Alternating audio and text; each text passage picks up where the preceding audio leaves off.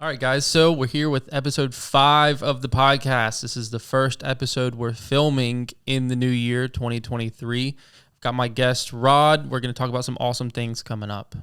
Glad to be back in the patrol base. It's good to be here. Thanks for inviting me in, and looking forward to some great conversation.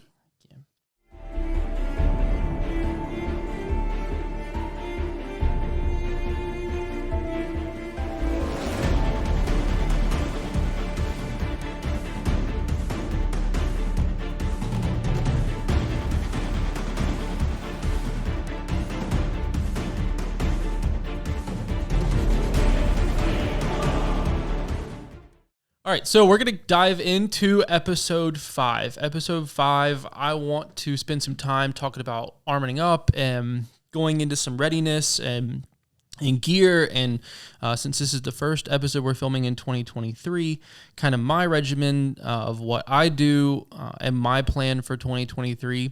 Talk to Rod about some gear and arming up, and we'll dive into some mental and spiritual aspects as well, what that looks like.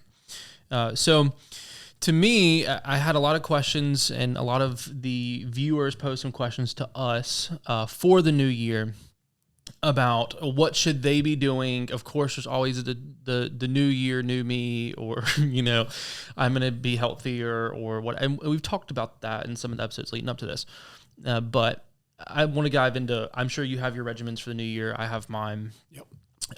And it's been placed, on me to take 2023 more seriously in regards to it being a battlefield or battlefield preparation. And so I do want to dive into that and give them, since I know you're on episode 1, but we didn't really dive into background too much. Give them a little bit more in depth about your background. So before we dive into gear. Oh, absolutely. So my name's Rod McDaniels. A good friend of Ryan's, been training with him for a little over a year now. Prior service, served abroad, as well as here CONUS, and infantryman, Army Ranger. Spent a lot of time at Fort Bragg, and kind of getting back into the fold a little bit. I'd been away from the shooting sport and kind of out of things for a while by choice. And my son started shooting 2-gun and 3-gun matches, and kind of brought me back into the fold, which has been fantastic. It's something that we can do together, and he's awesome. Yeah, he's a great guy. So just kind of getting back into things, and really enjoyed training with you guys, and it's been awakening. So yeah. So any advice on 2023, since this is the first episode we're filming in 2023, any advice on right out of the gate, things that come to mind that you think that people should be doing? I would say definitely, check all your gear out if it's equipment related. So I would say, check all your gear out. I mean, this is a time to go through your pistols, go through your rifles, go through your shotguns, whatever you might have. Make sure everything's working in proper working order. I think you should do that periodically, but at the beginning of a new year is always a good time to do that, as well as, administrative things like changing your batteries out. I know a lot of people do it on their birthdays, and they have those anniversaries of, on my birthday, I'm always going to change all my weapon lights, batteries out. I think the New Year's a good time to do that too, just to get fresh. Check all your magazines. Go through your gear. Check your first aid items. Make sure you don't have things in your first aid kit that have expired or in poor repair, and then just shake your gear out. Yeah, Rod just stole a lot of my thunder. Talk about what I do. I'm glad that we're on the same page. So right out of the gate, I have my 2023 regimen. It's exactly what Rod was just talking about. First thing I do is I change all my batteries. And nice. You're right. Some students are like, well, I do it on my birthday. I do it. And I just do it first of the year. It's just a good time to do it. Also, I take Q-tips and I clean all my night sights on my pistols. And then I take all my optics and I clean all of my optics with lens cleaning pens or, Q-tips or the lens cloths, whatever is best for that, whether it's Precision Optic or EOTech or whatever. And I clean all my optics, my flashlights. So if you guys want a trick to get the carbon and the gunpowder off your flashlights, take a pencil eraser. Because a lot of people spray, like let's say it's a Streamlight or a Surefire, they spray some gun clean break free, and I love break free, but some harsh chemical on the lenses and it eats away at that coating, then your lens, you can almost push on it and it gives and it takes that coating off of that. So if you use a pencil eraser, and then I follow that up with Vaseline. So some people put different things on there. Do you have something that you use to coat the flashlight? No, actually, I don't. So I just, after every use, I usually just come in with this microfiber cloth and just clean it up. Yep. Yeah. I don't, because sometimes I'm a little lazier. He's so much more disciplined than me, older and wiser and more disciplined. Just got a little more time on my hands. Something I'm striving for. So I'll take Vaseline and a nice, just thin layer of Vaseline over your flashlights, and the next time you go to clean them, you can wipe all that off. So there's a tip for you guys. Yeah. I check my zero. So I spent Christmas Day, New Year's Day, pulling all the weapons out after I got them all, flashlights changed and optics cleaned and everything else, and I make sure the guns are clean and lubed up and greased. I then go and check zero. Then I make sure the iron sights are co-witnessed. And then if I've got IR equipment, I went out that night and I spent New Year's night out playing with IR, making sure my IR lasers were where they need to be and all those batteries were changed. And all my IR equipment was co-witnessed and everything was running smooth. And just, it's such a good time for me to go put hands on, and go through that equipment and make sure everything's squared away. To include, tightening things down too. Check absolutely. Check to make sure everything's tight the way it should be. I actually spent New Year's Day, actually Monday after New Year's, I did the same thing. I had 4 rifles. I took them all to the range and just confirming zero, and actually found out that one of my optics was a little bit loose. Oh, yeah. Yeah. Yep. So had to go back in, just tighten everything down, a little bit of Loctite, got it squared away, good to go.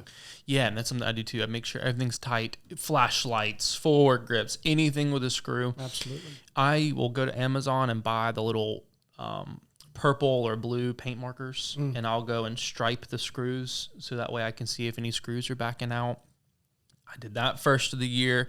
It took me 12, 14 hours, to do it the right way and make sure everything's clean and lubed. And then mags. I don't keep all my mags loaded. I know some people do, but if it's long-term storage, I do worry about springs. I keep steady portion loaded. If I need 500 mags loaded, we've just got so many problems. Yeah, all these guys are like, I've got 100. I used to know a guy, I got 100 loaded mags ready to go, AR mags. Who's gonna carry it? I'm like, dude, you're come on, if you go through 100 loaded mags without having time to load a mag, we probably have lost. Absolutely. Absolutely. And so the mags that do stay loaded, I rotate those out. I make sure that my mag springs, something that we always did years ago, was first of the year, we went and changed out our pistol mag springs. We went and changed out our rifle mag springs if they needed it or if they were getting close to needing it. I like graphite powder, like the powdered graphite lubricant in my rifle mags. I'm not really big into oil, or some guys will put oil in their rifle mags and things. I just think it introduces a way for the stuff to get grime to get in there and cake up. So I like the powdered graphite in the mags, and it just helps with the lubrication there. Anything you found to work better, or anything you like? No, actually, I used a little bit of the graphite powder as well, and I found that to be really good. And like you said, it doesn't gum up or cake up, and so yeah. I think that's a good choice. Good option. I rotate carry ammo.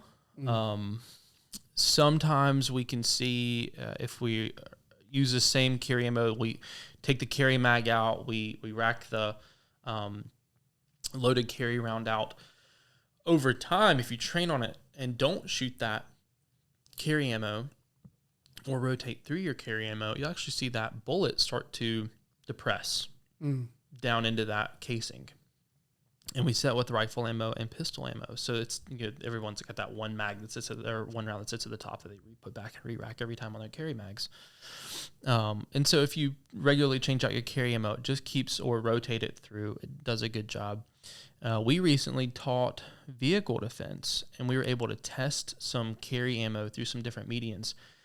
And it used to be if I was skeptical and I'm sure we'll go into this later, I'll tell on myself, I was skeptical to change my mind about something because I thought it might be a failure as a teacher. If I'm like, I used to recommend this ammo, but now if I go back and say I don't recommend the ammo, it could be a failure. Or, I've changed the way I do one-handed pistol reloads. I just have. I've changed it from the way that I was taught and the way they used to change it, or used to teach it. And it took me a good day or two just to work through, I need to change this because this is objectively better than the way that we used to teach. And I think that's the key, as long as you have a reason why and you can substantiate that and say, I've changed because of this, whatever this might be, then I think that's, we need to be constantly evolving, right? Absolutely. Yeah. And it's kind of, you don't know what you don't know. So I loved, until a few weeks ago, the Liberty Civil Defense ammo. And that's what I carried in my carry weapons. Because we had done wet test on pig carcasses and all kinds of ballistics gel test, chronographed, looking at standard deviations and groupings, and it just rocked across the board. And teaching a vehicle defense class, pull my carry gun out, and I shoot my carry ammo in that class, and we test all the different types of carry ammo that students have with them through the windshields and through barriers. It's super light. That round's super light, super fast, does great on tissue. Shot the windshield, and windshield deviation it's definitely a thing, and I was holding in the correct spot. I know Jake and I kind of talked about this in that one episode that we did, and no hit on cardboard from 5 yards away. Interesting. And a student had a video of me shooting, and the bullet went through the windshield, and it looked like you took a pebble and threw it up in the air at that speed, just left the windshield, and went and fell beside the car. Oh my. And I thought, ooh. So then in that class, I thought, I just need to reconsider that, So I spent the day after New Year's out on the range testing that round through different types of, I shot a Carhartt jacket. I just did different things and tested through different medians, and it did not perform well. It is great if they're wearing a t-shirt and I hit them center mass. It's phenomenal. But through certain barriers and medians, it just does not perform. And so I've had to dial it back, and I've recommended that ammo for a while. And because how it did on tissue, and before I recommended it, I chronographed and grouped it and shot it through ballistics gel and water jugs and a pig carcass and everything. I felt like I did it justice with it. And now if you're looking at windshield and some of the other medians we shot it to, cars and light barriers, multiple stacks of clothing, it was a t-shirt, a flannel, and a Carhartt. It just didn't get the penetration that I wanted, and does not perform well with some of the barriers. So is that going to be my carry ammo that I carry in my vehicles and everything else? No. And so I rotated that out. Is it still going to be the ammo that I choose in the house? Absolutely. I'm not shooting through glass. I'm not shooting through, most of the time. And it does great. Does not have a lot of over penetration issues at all. It's great in the house, especially if you live in, suburbia. Well, I want a round that really doesn't over penetrate a lot. And when it does make contact with, someone, let's say a home intruder, it does put them down and it does deliver the great terminal effects. So I rotated through some of that carry ammo. The critical duty did phenomenal through the glass. And I was kind of hesitant because the critical defense did not. The critical duty is designed to defeat some of those harder barriers. And there's lots of, 147 grain flat nose. That's my backup mag that saves my vehicle in my driver's side door. It's loaded with 147 grain flat nose. It's the best for just penetrating that stuff across the board, different barriers that we've seen. So I did that. I reset up my truck. Anything that I've taken out, I've got like my standard gear list. And throughout the year, you use things. I've got a first aid bag. Can't tell you how many students, cut themselves on spall or just, or me. I'm sitting there unloading steel out of the range and slice my hand. And so I had virtually no Band-Aids left in the boo-boo bag. And I keep snacks in the truck and stuff like that. And it's just funny how you slowly start to go through that. And the snacks need to be rotated out anyway. So I reset up the truck, replenished supplies, rotated those loaded mags, changed out my flashlight batteries, like my EDC flashlight. We forget, just our simple EDC stuff. I went and took all the knives on my war belts and plate carriers, my EDC knife, went and sharpened all the knives, got those squared away, put a lens defogger on the EOTechs and some of the optics that are more prone to fogging up. I said I made a list of just all the stuff I worked on. Took my war belts, anything with Velcro, my plate carriers, anything with Velcro, guys. If you're like us, where I teach camo and recon and all kinds of classes where there's jute and dirt and debris and weird materials.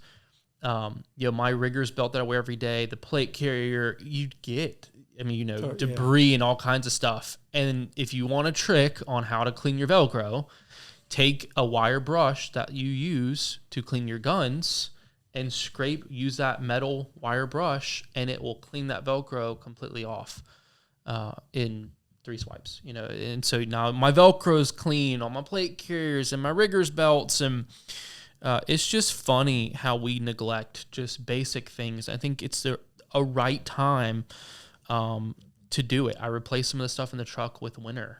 So my truck, I keep a go bag and a vehicle preparedness bag and a med bag and a trauma bag.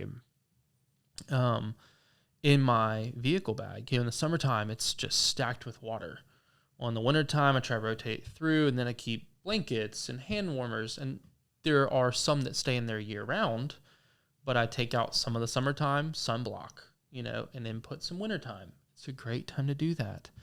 That's a really good thought, by the way. Just changing with the seasons, and as seasons change, just making sure that you're changing to accommodate for whatever it is that you might encounter. Yeah. So the tragedy in Buffalo, where those people sat in their cars and froze to death, it just simply goes back to a lack of preparedness. And then there's that one guy that saved everybody.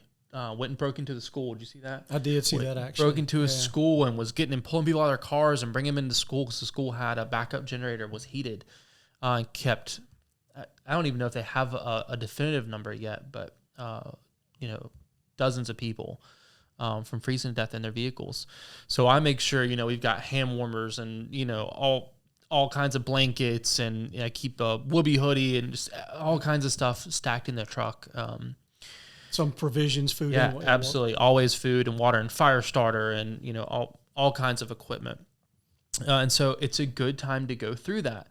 And of course, I've got my challenge for you guys coming up. I set up my carbines, I think it's been on me really heavy. I was telling Rod this earlier. 2023, I'm going to treat like a war zone. I'm going to treat it like a battlefield.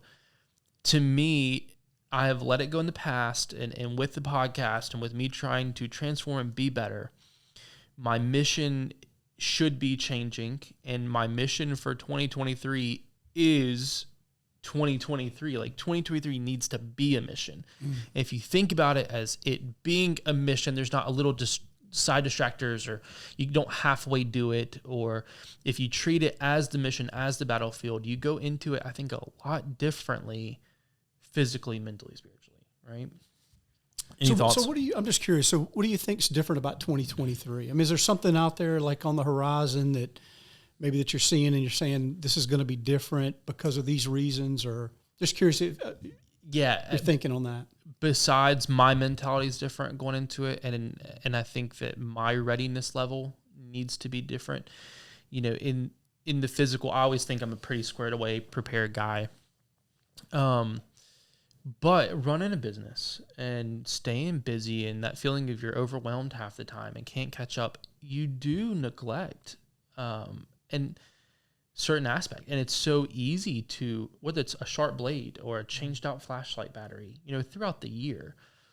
And so if you can start your year off in that mentality, I think you're going to do better. So right out of the gate, I'm trying to be better. In the spiritual aspect, I was talking to a buddy this week, and I am so bad about not preparing for the next spiritual fight. And we've talked about that before. Me and you have. Jesus defeated the devil in the wilderness. clear victory. We won it. And we're so, I especially, I can speak to myself. I'll win a battle and be like, sweet. And you let your guard down. Or you chalk it up as a victory and you're like, got it. Cool. And you always, we hear about Jesus in the wilderness and everybody knows that story.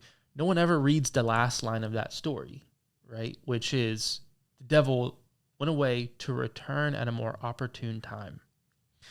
You know he's coming back. If he's going after Jesus again, you know he goes after us. And he doesn't, just because you got a victory doesn't mean he's not coming back or not coming back even harder or at a better time next time. It's just like an enemy on a battlefield. We get that victory, we win, and then, all right, we let our guard down, and then that counterattack comes. Or they go and regroup, and they learn a lesson, and they shift strategies. We see the Taliban do it. We saw Al-Qaeda do it. We could spend forever talking about the Russia-Ukraine and how they're doing it right now.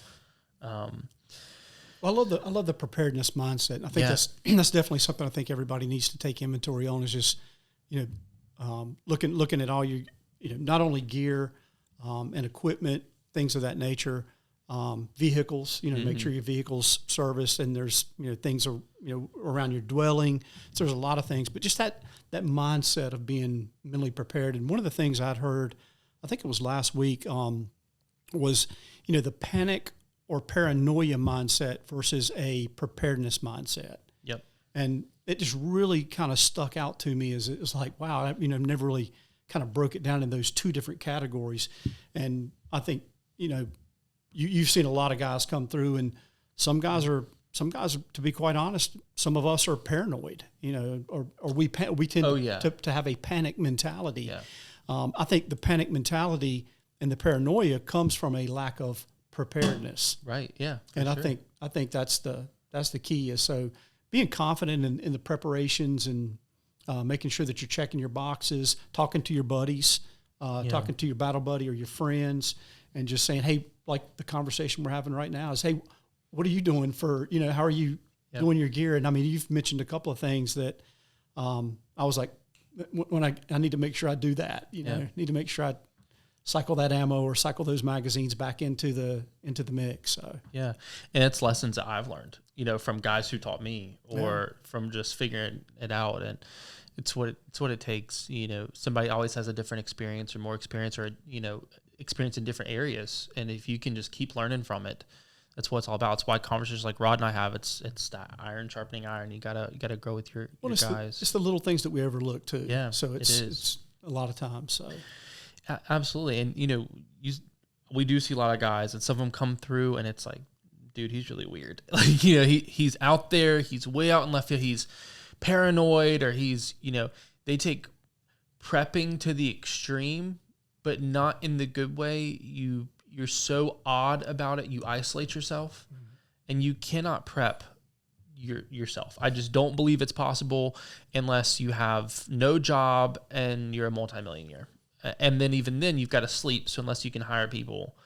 So it can become an obsession of sorts, yeah. Yeah, and I think you're right. It's those guys who, are living, breathing preppers are normally the first dudes I would say are going to get smoked. I don't mean that bad, but those are the guys that have never taken a force-on-force class. Those are the guys who go and buy, they've got 3 years worth of food and water saved, but don't ever zero their optics. They are so paranoid, obsessed,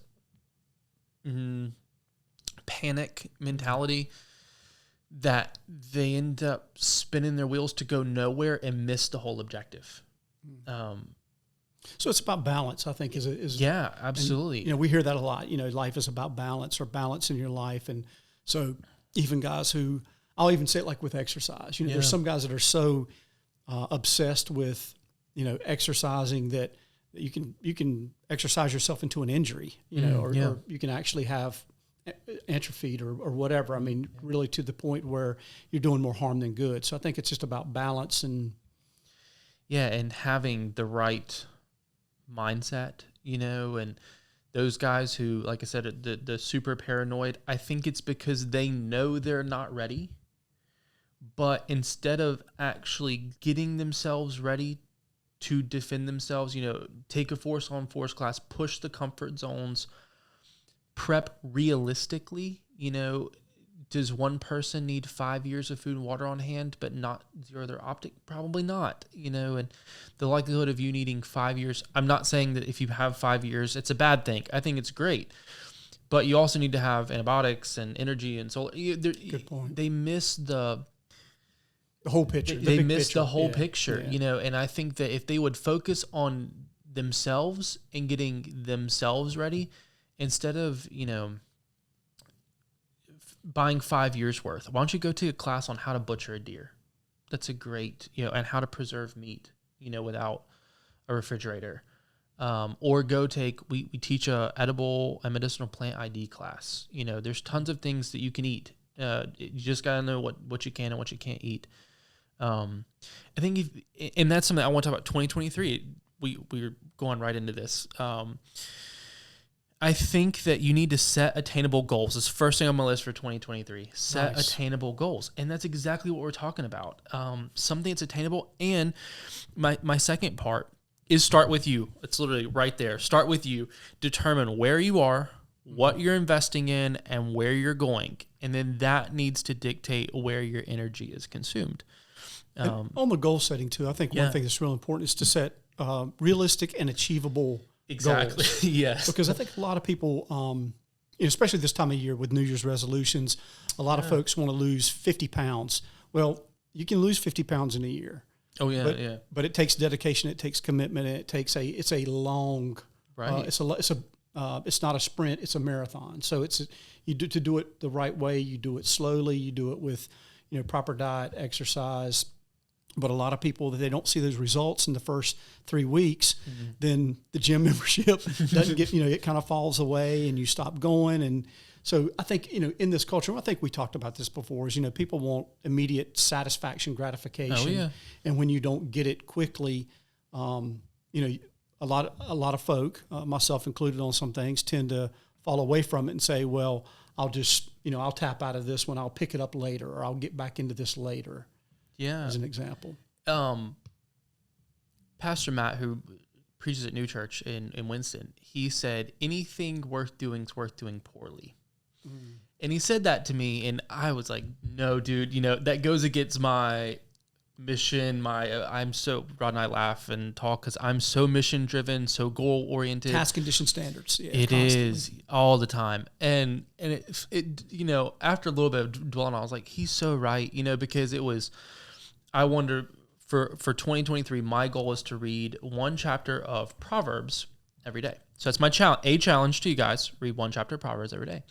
Well, by the time that they look at this podcast, it might be January 10th. And then you've missed 10 days.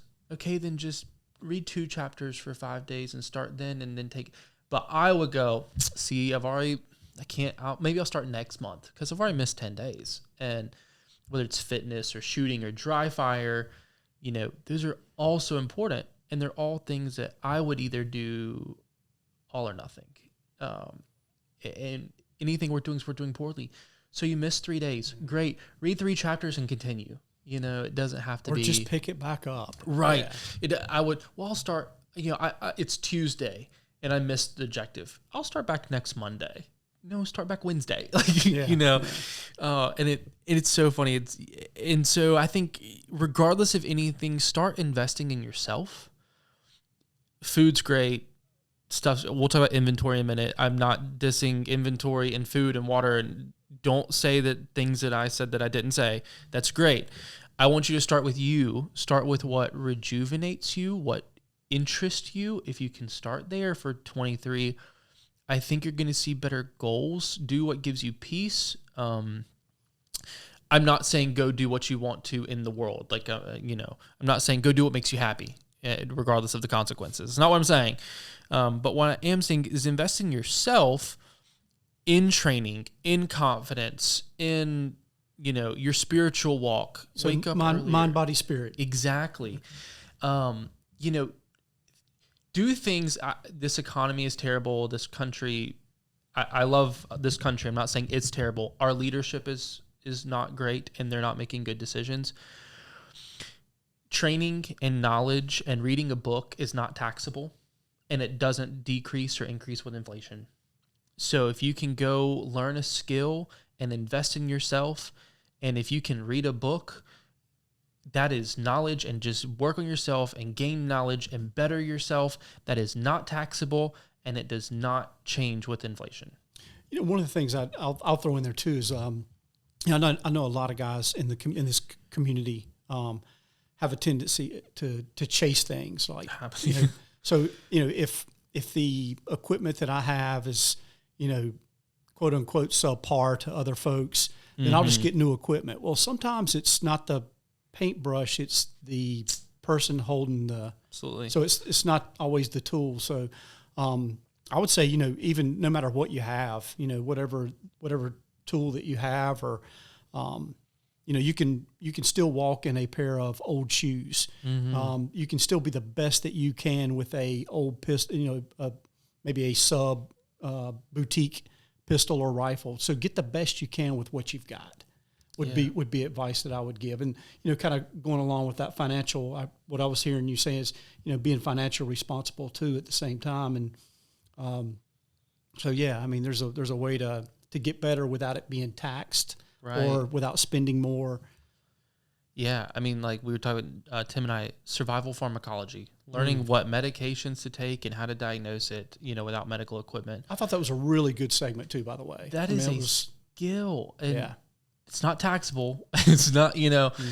And so I think if we can just start investing in ourselves, you know, I have a stack of books just to read on, you know, where it's spirituality or whether it's, you know, just anything, devotional, and just invest in that, invest in you, and your growth, in your progress. You don't have to necessarily dump tons of money into the coolest red dot or whatever. I shot a tactical competition a few years ago, and it was some of the top shooters in the state, SWAT commanders, special forces, firearms instructors, and a bunch of us got together. Tier 1 guys. Yeah, tier 1 shooters, some of the top shooters in the state, to raise money.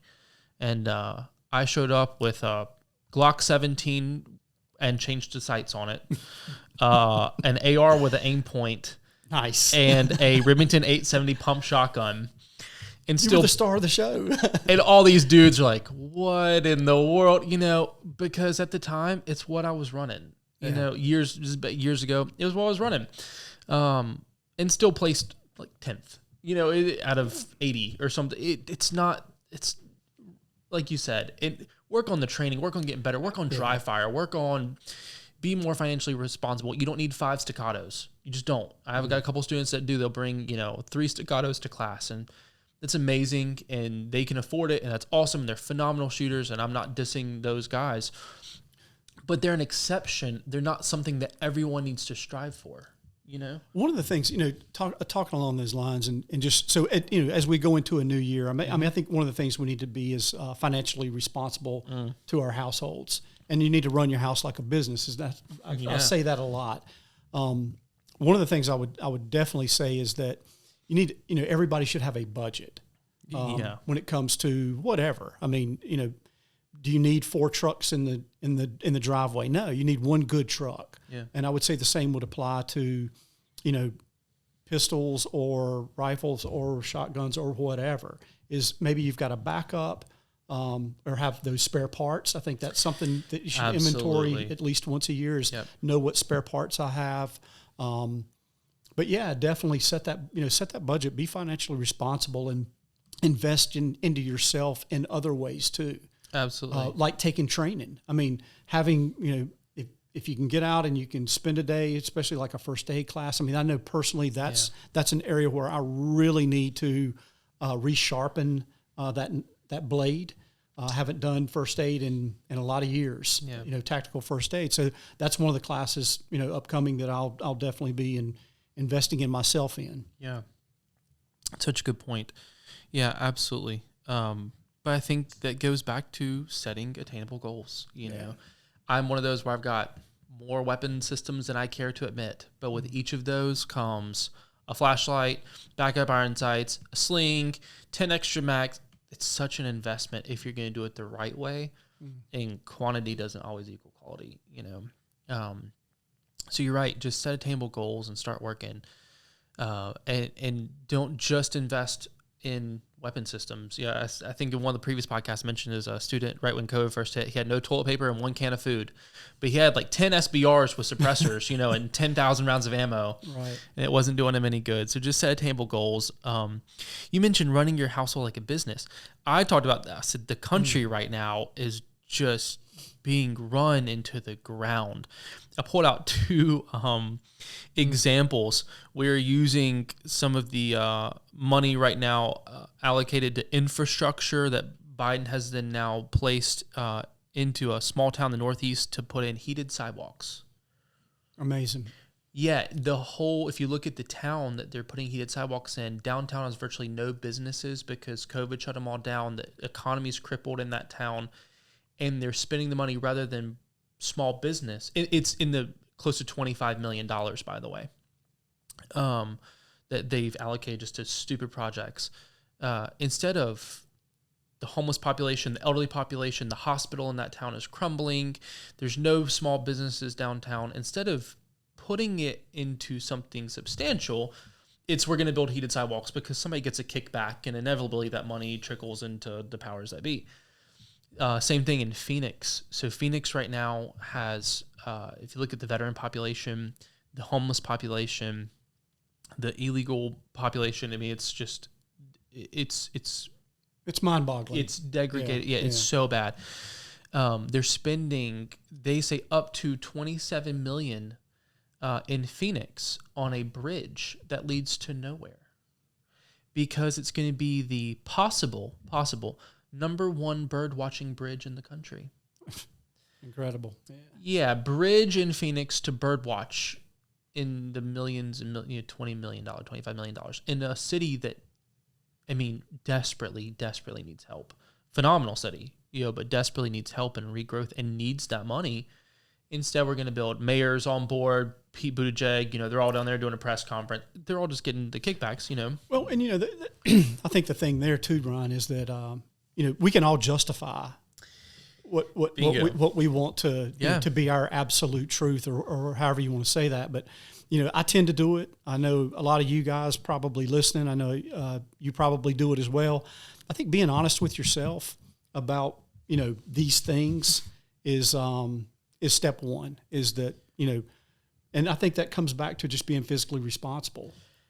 Exactly. That's what having that budget. Yes, and making it make sense. Bingo! I said the government in my is running everything poorly, and is not choosing to invest in what matters. My challenge for you guys: start investing in what matters. Set a mission, set a goal, and invest in what matters. And like I said, you training. And so my challenge, I'm going to go ahead. I try to give a challenge, and Rod pointed out I did not give a challenge last week, and he caught me on that, and we ran out of time. My challenge for you guys, we have just given great examples, both of us have, on things that we have done. So just because this episode releases the 10th of January, whatever date Britt is awesome and releases it on, do it. You missed the first day. It's fine. It's the first month. Set a goal to have it all done by March, and your challenge, inventory. So I said some things I want you guys to think about in inventory. Cast iron. We were having a discussion last night, as a matter of fact, in the family. We were talking about if the power goes out, and to go back to your point of why is 23 going to be different? Why am I treating it as a battlefield? There is an energy crisis across this country that is being swept under the rug. So Duke Power doing rolling blackouts because they don't have enough energy to heat people's houses. And Ron, that was one of my thoughts too. When I saw what happened a few weeks back when it was really cold, and all of a sudden, we've got power outages. People are, out of power, I think, in Charlotte-Mecklenburg area for a week, days, if not a week. And my first thought was, is our infrastructure and our power grid so dilapidated and unable to keep up with the demand that a little cold snap coming through absolutely cripples the grid. Right. But yet, let's buy more, maybe we need more electric cars. Electric cars. Yeah. But yeah, that was a thought too. So absolutely, I think that the power grid is not gonna. It's not gonna hold. And there's no way. I've talked to plenty of experts in the field. I trained some of the Department of Energy guys. The consensus is all there. And just there's so many nation states making covert moves right now. There's a lot going on in the world. China's making a lot of plays in space. I know it does not sound like that sounds like Star Wars. However, they're putting anti-satellite weapons up. They're putting low Earth orbit weapon systems in place. Man, if they start hitting satellites or hacking satellites or disrupting GPS and all the things that they're talking about, they control most of telecommunications. They could cripple U.S. in a day if they wanted to, But the takeaway is not to be paranoid or panic, but to prepare. Yeah. So we're going to inventory. Yeah. Cast iron. We talked in the family last night and said, well, we didn't have power for 2 days and we couldn't really cook. Okay, so we're going to think about it. Cast iron's great. You can cook outdoors, cook on a fire, cook in a stovetop. I teach a survival cooking class. We use cast iron. Get you some cast iron. Inventory your cast iron. Inventory what energy sources you have should the power go out. And we're not talking about the power going out indefinitely. Very few of you guys may, and I don't know, I'm assuming, don't have $50,000 extra to invest in alternative energy right now. I don't. And so I'm assuming most of you guys don't, are not going to spend, and nor do I think it would be a wise investment right now to dump $50,000 or $75,000, what it's going to cost to outfit your house. So think on the shorter scale. How many batteries do you have for your weapon lights, and how many lanterns? How do you have a generator? A generator is a very wise investment. I know they are a large investment, but to me, I think they're a very wise investment. So think about energy.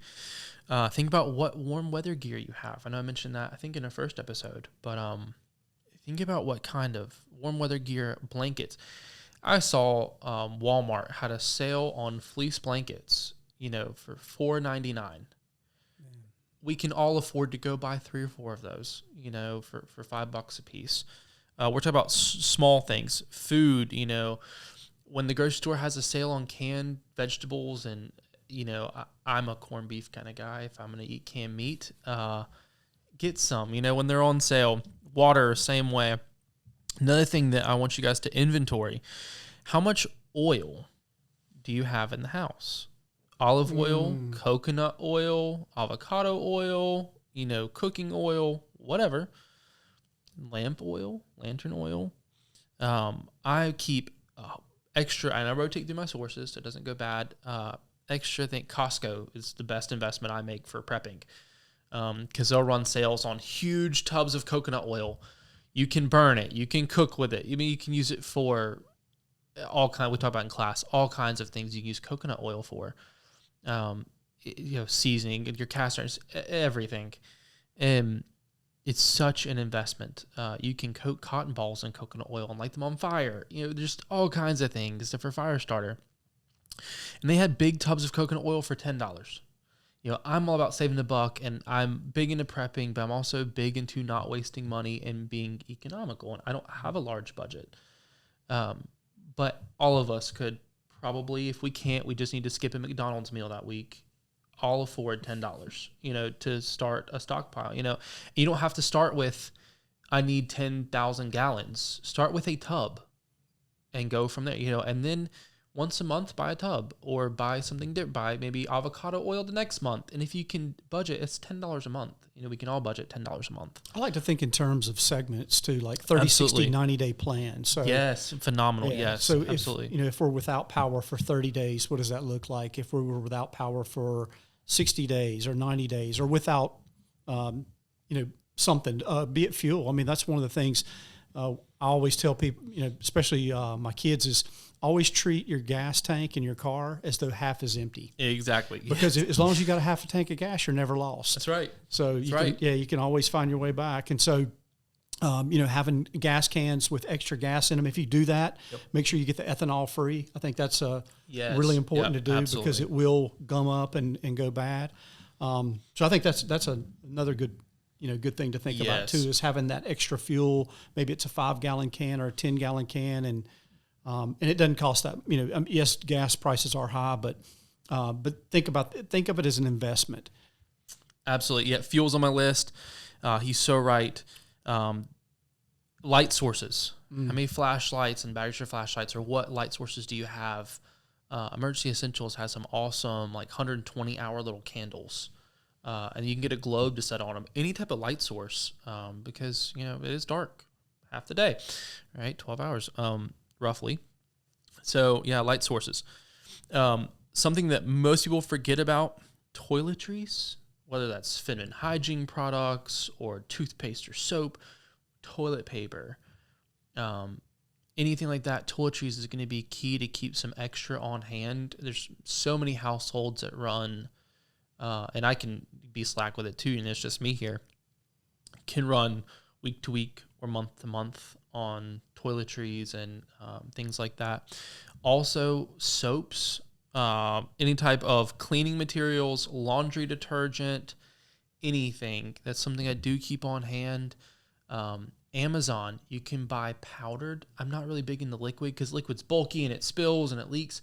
You can buy powdered bleach and powdered laundry detergent, and they're always on sale on Amazon, and they're very economical and cost effective. So I have 40 pounds or something put up of powdered laundry detergent, powdered bleach, and it doesn't cost anything, and it's in some tubs, and it's stays put up in the closet, and it's there if I need it. So anything like that is always good that you can go through, and so yeah, soaps, and whether it's shampoo or bar soap or anything like that, but soaps and cleaning materials and things. Costco had these big things of Fabuloso for $9, big tubs of Fabuloso. Throw a couple of those extra and rotate them through once a year. All right, so that's kind of my 2022. Couple other things that I think we should talk about for 2023, some things that I'm going to change and I'm going to try to work on. And I'm sure that Rod's got his. Of course, be healthy and work out more, and I get that. Number one, I'm going to try to be more devoted to reading. I think, and Rod recommended a couple great books. I think next episode I'll grab some books, and I bought a bunch of his recommended books. So I'm going to try to read every day, and I'm going to read not 2 books a day. I'm going to read like a chapter, something attainable. One's going to be a book, spirituality, betterment, self-help, mental, spiritual betterment. And another one's going to be on a skill. So it could be a book on, survival. It could be a book on pharmacology or whatever that might be. It's going to be, and I've got a stack, and I'll show you guys what I'm talking about. It's going to be some type of skill-based book. I bought a whole book on nothing but knots, something I need to revisit. If you don't do half of them, and I don't very often, you go from very proficient to, I think I remember how to do that one, or I think I remember what that was. That's the club I'm in. Yeah, I mean, it's just, knots is just a whole, bear. So I'm going to try to do twofold, work on the mental, physical, and then, or spiritual, mental, and then the physical. I'm going to try to work dry fire more, and I do dry fire quite a bit, but be more intentional with dry fire and start to not just dry fire, but run with the kit, whether it's, just simply put on the kit and run around the house for an hour and do basic routines. It's one thing to put on the war belt and dry fire on a piece of tape, on the wall, and I talk about dry fire in Jake's episode, how I dry fire a little bit differently, doing my weapon manipulations and things. But it could just be, hey, wash dishes in kit, and just get used to just have it on and that kind of thing. So I'm going to change up my dry fire routine there. I'm also going to try, when I do personal live fire, I'm going to try to work more reality, and I do try to work reality-based. That's something we teach in classes, but if you look at stats, and I talk about this to students, technically 1/3 of all of our shots in self-defense should be taken, if you look at stats, distances and stats, should be taken from retention. And I always ask students, how many of you guys take 1/3 of your shots from retention? Nobody raises their hand. I challenge all of you guys. None of you guys shoot 1/3 of your time from retention. They just don't. So, or low light. 52% is low light. You know, so I do train with flashlights in my hand and that kind of thing. But then take it a step farther, and we do neglect, you know, we go take an EDC course, and I'm fortunate enough, I do this for a living, so I get to shoot with flashlights more than 99% of you and shoot from retention more than 99% of you. And so in my own time, be more realistic with how I'm sending rounds in dry fire and in live fire, and be more intentional. Have a different mission. Start working on reality. And the last one is I do want to run a shotgun more. I'm very proficient with a shotgun. I love to teach shotgun classes. I think that's the one area that most students, weapons platform, are not proficient in. In fact, between pistol, rifle, CQB, you know, long range shooting, shotgun is our hardest sell. And if I need a prepping weapon, a shotgun really does fit a lot. Slugs for distance, you know. I always say if there's a mission, there's a shotgun round to meet that mission, with the exception of long range, you know, 300-yard shots. You know, that's why I laughed. Talking teacher, I was, you know, looking at Dragon's Breath, you know, it's like fire starter, you know, and yeah, we see it on Call of Duty, Flechette, and all the ammo that has been put through combat in the last 105 years, 110 years. You know, whether it's Rhodesian jungle ammo, or, you know, I have OC tear gas. It can be non-lethal or lethal or hunting. It fits a lot of boards. So that's something that I also want. You know, I teach shotgun classes. I do consider myself quite proficient with a shotgun, but I don't train on a shotgun like I should. So anything that you have set aside for 2023 to finish 2023 that you can think of? So for me, I mean, it's kind of the same, similar list. I mean, it's mind, body, spirit. I definitely want to read more, spend more time, you know, reading books that are both, you know, entertaining and educational and informative. That's definitely a goal. That's something that I've been, you know, trying to get back into, is setting aside that time to read more. So that'd be the mind part, and then. Body part, I definitely need to exercise more regimented exercise. Me too. I need to not only do cardio, but I need to do some weight-bearing exercise, and I think that definitely will show benefit. Yeah. And then the spiritual part is just, my goal is just to draw closer to God. I mean, that's my one of my goals every day, every week, every month, every year, is just to continue to draw closer, to have a better spiritual relationship, you know, with God, you know, Jesus Christ, our Lord and Savior. And so definitely that's something that I'm going to be working towards. And the way I'm going to do that, I'll throw that in there. Sure. Is definitely daily scripture readings. Yes. And that was one of the things, you know, I heard you say, you know, the Proverbs, there are 31 of them. It's great. And if you miss, you know, the 9th, just go ahead and go to the 10th. Next month, you're going to get the 9th. So it just continues to revolve. So spending times in the Old Testament, spending times in Proverbs and Psalms, and then doing at least a scripture reading from the New Testament, and try to do that every day. I mean, personally, I think if you can, you know, 10, 15 minutes, and you can break it up in segments. So if you're a morning person, then, you know, do some in the morning. If you're an afternoon person, or you'd like to read before you go to bed, I mean, you can find time to do it. It's there. Absolutely. You just have to be disciplined to do that. And one of the things I'll say on that is, one of the things I've been doing more the last few years is, everywhere I go, I carry my Bible with me. Mm-hmm. I mean, it's just one of the things I just do. And because I never know if I get stuck in traffic, guess what? I could pull over to the side and do a little reading instead of a whole bunch of complaining. So, right. You know, replacing a negative with a positive. And so one of the reasons that I do that is, I thought about my cell phone. If I were to leave my house without my cell phone, I'll play it this way. So, I think there was a study years ago, and they said, they posed this scenario. It's 9:00 in the morning. You're late for church. You walk out of the house, and you get 2 blocks down the street and you realize you left your cell phone. What do you do? And overwhelmingly everybody was like, you go back home to get the cell phone. Now fill in the blanks. You forgot your Bible.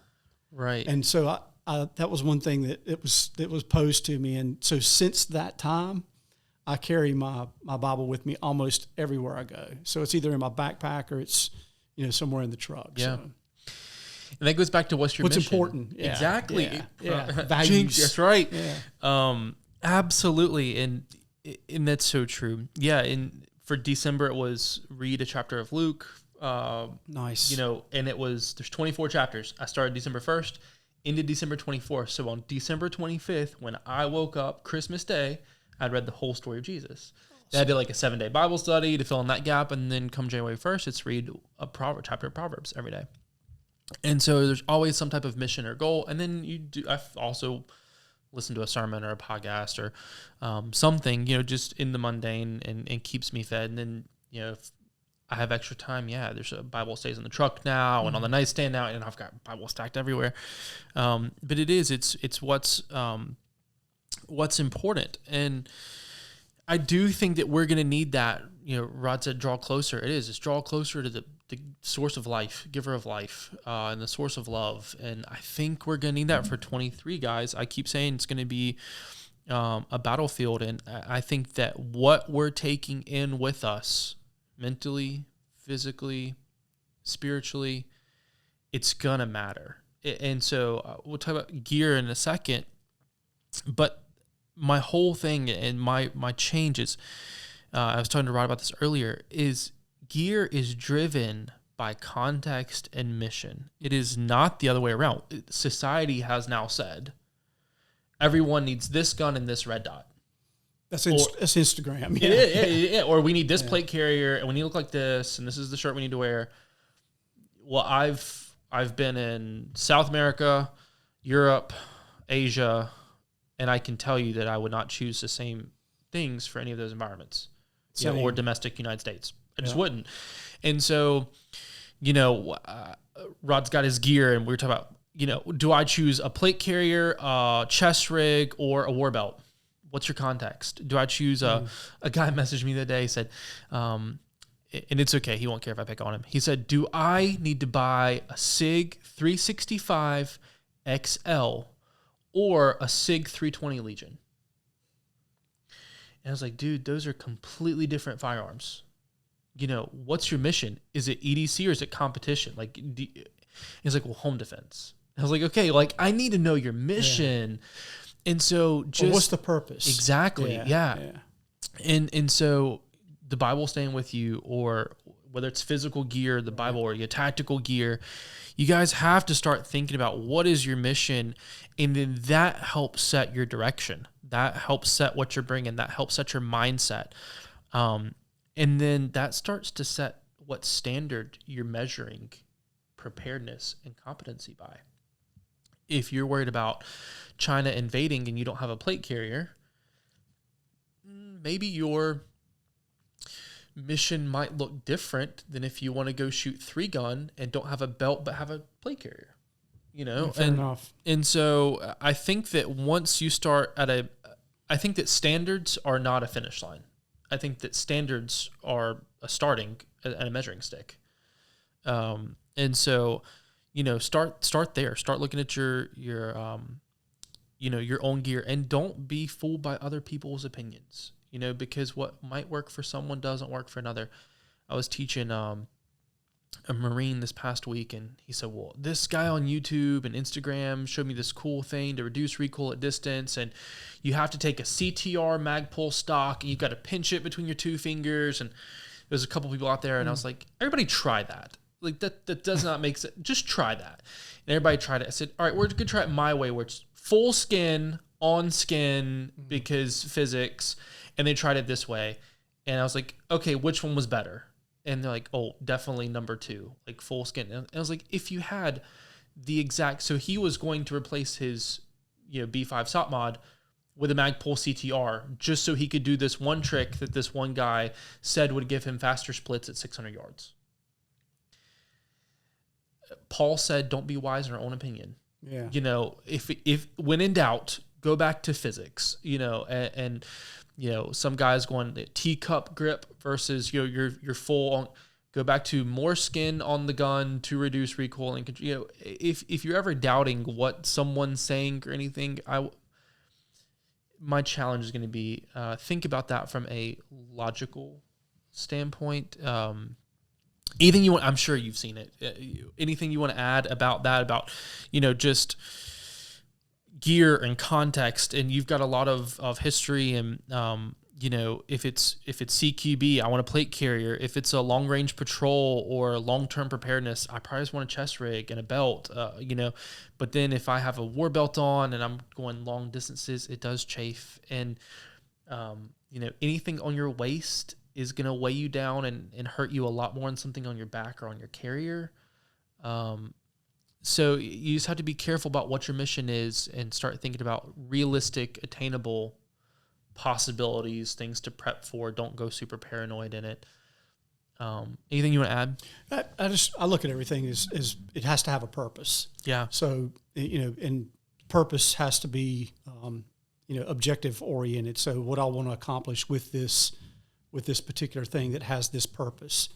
But yeah, I mean, nothing really to add there other than just make sure that whatever you purchase meets the purpose in which you intend for it to meet or to be able to perform. Absolutely. Be careful when you guys are trying to pick a purpose. I can justify things left or right based on what I might want. So I can either choose to eat the brownie at midnight or choose to not eat the brownie at midnight, and I can justify either one of those. So when you are choosing purpose, be careful what you're setting your priority toward. You know, if it's self-gratification in the moment versus, okay, and this is a poor example, but you guys hopefully get what I mean. My purpose could be, I'm hungry, I want a snack, and a brownie sounds good. Or my purpose could be attaining to 2023 goals, and I want to lose 15 pounds. You know, because I can justify eating that brownie or not eating that brownie, and I can quickly compromise with what my purpose is in the moment. So just be careful with that too. Be careful switching your purpose. Not that you can't grow and adapt, but I'm saying in the moment I can make really small compromises to justify a decision I want to make. You know? Fair enough, yeah. My last thing for 2023, before we get into the spiritual, with setting attainable goals, leave room for miracles, leave room for growth, leave room for surprises. I think that we just need to leave room for what's in store and have space to be surprised or for things to change. Be adaptable. So let's dive into the spiritual aspect of 23 and the mental. So we're going to do both, talk about both. Awesome. I think that, like you said, find mission, find purpose. And I think that that's got to be what drives us. So choose a mission. I know I've said this time and time again to the guys, you know, my mission for the podcast is just to be a lighthouse. And why not transfer that over into daily life? Why does it have to be just the podcast? Why, you know, can it not be us standing in the gap in a physical aspect, in a spiritual aspect, in a mental aspect for the country, for the family, for ourselves, whatever that may be, relationship. You know, Pastor Matt mentioned him earlier. He made a good thing about, you know, we as Christians need to be standing in the gap, you know, of the world, in the country. You know, to be, he used the term, be a dragon slayer. And it's weird to mention dragons in a Christian context, you know, in church, you know, something that magical, mythical. And I think that a dragon can be anything standing in your way of, you know, accomplishing a mission or whatever that objective is. Or in this case, living out your faith. Yeah, absolutely. Yeah, it could be anything. And so my two words for 23 in a spiritual side is just lighthouse and hold fast. And that's something, the term hold fast. And we see, you know, stand fast, hold fast mentioned so many times in Scripture. And that term originated, if you go back to the Greek, it was a Greek sailing term, and it actually stood for you taking your hand and wrapping it in the rigging of the boat. So during storms, when the boat was tilted and rocking, and back then you had something to grip onto. It was literally life or death. And we look at that term hold fast, and and it's just, it doesn't have the same meaning as a storm coming and you're on a ship. And that's such a scriptural image that we can get, and we literally take our hand and interweave it in all that rigging and hold and so and stay steady. Exactly. And mentally steady, not confident, prepared. When my hand is intertwined in that and the storm's coming, I don't have to panic. I have a hold of the ship, and so we can transfer that just so many ways. And the lighthouse, just standing, it's standing in that gap of the ships and the rocks, in the middle of the storm, in the darkness. It's there. It's a light. It's steady, and it's some of those lighthouses were used for navigation or were symbols for decades and decades. And so those two things really have stood out.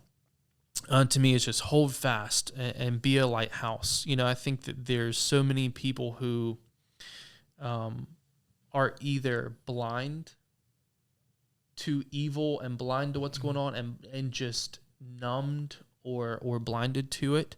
And then I think that there are those who see it. And I think even there's some of those who see it and they still crash into the rocks or still let go of the ship or or lose that battle or don't stay in the battle like they should. I think a lot of people around are distracted. Ooh, that's a good one. And I think one of the things, you talk about the spiritual battle. Yeah. And a lot of people don't even realize they're in a spiritual battle because they're so distracted with the world and the things of the world. And I think that's another category of people. Some people recognize the battle but are unwilling to fight the battle. Absolutely. Some people don't recognize the battle, and some people are just so distracted that they're never at a vantage point where they can see the battle or recognize that there is a battle. Absolutely. And that's why I said 2023, my phrase for 20, I'm going to say it every podcast from now to the end of the year. I'm going to hold you to it. Okay, good. All right. 2023 is a battlefield. Treat it as a battlefield in the physical. So if you think about you're going to war tomorrow, what do you need to be training in? What gear and equipment do you need? In the mental, we talked about that in a couple past episodes about mentally, staying in it in force on force or medical, but hoping Rod dives into this. Situational awareness. Absolutely. Yeah. And then spiritually, like I said, I was prone to not even, if you would have said spiritual warfare to me 6 months ago, pre-salvation 6 months, I probably would have been like, okay, like you're one of those holy roller spiritual warfare people. I would have been like, you're weird. But in the last 6 months, my mind has just been completely opened up to the realm of the spiritual. And I think that it's going to turn people off. And hear me, I was one of you who heard spiritual warfare, heard spiritual realm. I'm like, that's just a bunch of magical, mythical, whatever, pre-salvation me. And I would have said that. But man, in the last 6 months, my eyes have just been completely opened. And I'm not one of those who would have believed in it, and for 28 years. There is such a real and present spiritual realm, spiritual warfare that happens to us. And it's usually the battlefield is in our mind. Totally. I mean, that battlefield is 6 inches wide. It's the difference, the distance between your right ear and your left Absolutely. ear. So for sure that's happening. One of the things, I think we mentioned this on the first episode, was the fact that here in the Western world and Western church particularly, we don't give a lot of credence or credit to the spiritual warfare part of it. But man, I tell you what, you go to Africa, and man, those people get it. I mean, they understand it, and the fact that you don't understand it doesn't mean that it's not there. It just means that you're oblivious to what's happening. Right. So I'll give you an example. I heard the statistic. I think 33% of women 18 to 42 are on some type of antipsychotic medication, be it what it may. I mean, maybe it's, Valium or Xanax or something like that. Sure. But so many people are doing that. And if you need medication, I'm not a proponent to say don't chemical take imbalance. Yeah, I'm not saying don't take medication. Yeah, right. But what I am saying is I'm saying all you're really doing is you're just numbing what's happening, and that can, so you can fill in the blanks with a number of things, whether any substance abuse, whether it's alcohol or if you're numbing yourself and to try to make your insides not hurt, then I think there's a point where I think you need to ask yourself the question: Is this mental anguish that I'm experiencing, is this a spiritual battle? I will tell you most of the time I think it is spiritual. I think it is. Yes, there's people with chemical imbalances. I hear you, and I hear that. I'm not saying if you have a chemical imbalance that you're just not, what you hear me. However, I think it's just like any other battle we face. I think people don't want to stay in the fight. I think that it's easier to numb yourself than it's to fight. It would be easier for me to go back to a porn addiction than it would be to fight it. It just would be. I mean, think about anything like that. Yeah, so what you got to do is you got to take the hard right over the easy wrong. Exactly. And the path of least resistance typically is not what's in your best interest. And I think, one of the things I say often is that, God has a plan and a purpose for your life. And your best life and your best version of you, I promise you, it will come with, a deeper spiritual understanding of, God is our heavenly Father. And the Father's love for a child, which is absolutely unconditional. So just understanding your position in Christ, knowing yourself and knowing your position in Christ, I think is key. So on the, that we were kind of talking about gear. Mm-hmm. So talking about the spiritual attack, how about, let's talk about God's gear. So put on the full armor of God. Okay. So, I was thinking about that. I wrote it down. So first it's the belt of truth. Yep. So this is, if anybody that wants to look this up, this is Ephesians 6:10-18. But it's the belt of truth, the breastplate of righteousness. It's the gospel of peace, which is the shoes. It's the shield of faith. It's the helmet of salvation. And then it's the sword of the Spirit. But of all those things mentioned, everything is a defensive item, is a protection item, except for one.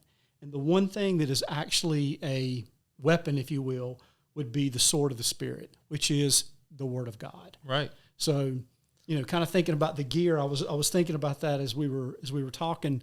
What your gear? What is your gear? So, hey, put on that belt of truth, that helmet of righteousness, and a helmet of salvation. I mean, those are things that those are also other gear that we can utilize to give ourselves a better chance in that spiritual battle. Right. And I think, staying in the Word and staying in Scripture, and then, prayer time and dedicating relationship. Absolutely. And I think finding that quiet place where you can make your request known unto God, I think that is so important. Just being submissive, to the Lord and making your requests known to Him. Well, we turn prayer into a needs list. Prayer was never meant to be a needs list.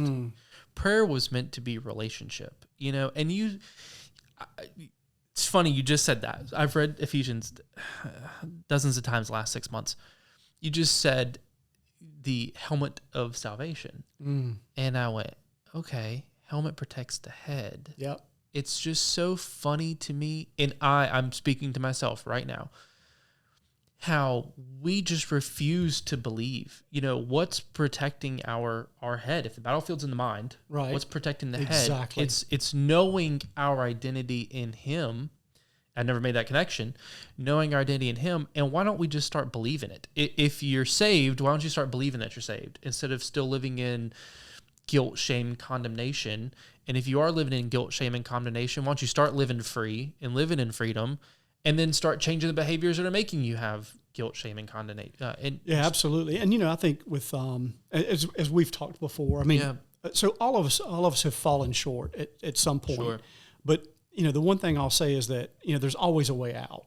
So, and that's the one thing, like if, let's use, I'll use one of mine. So for years, I chewed tobacco. I mean, I was a tobacco chewer. It started when I was in Ranger School. It went all the way through the military. I mean, I always had a can of Copenhagen in my pocket, and I was always chewing. And so the one thing as I realized that was not good for my health, it wasn't good for my teeth and gums. I needed to get rid of that for two reasons. One is it wasn't good for me physically, but it also wasn't good for me financially. I mean, it's pretty expensive. So I'm going to check two boxes, but it's a chemical addiction, and it's very difficult to quit. I mean, there's two things: there's the chemical addiction, there's the oral fixation, and those two things are extremely difficult to do simultaneously. But the one thing I always told myself as I was quitting was, number one is that desire will go away whether or not I do it, and God's going to give me a way out. So my way out is just to say no. I can walk away from it. I can put it down. With whatever that is that that you need to let go of in your life, whether it's internet pornography, whether it's past relationships, substance abuse. I mean, any of those things that is where you're giving the enemy a foothold, you're weakening yourself. God will always give you a way out. And I think that's really important to remind ourselves and to remind each other as we take care of each other. Well, going back to Scripture, there's so much when he talks about us fighting Satan. He didn't say that it's up to us to do all the X, Y, and Z and punch him. It was keep the faith was the first directive to fight Satan. Was keep the faith and stand in truth.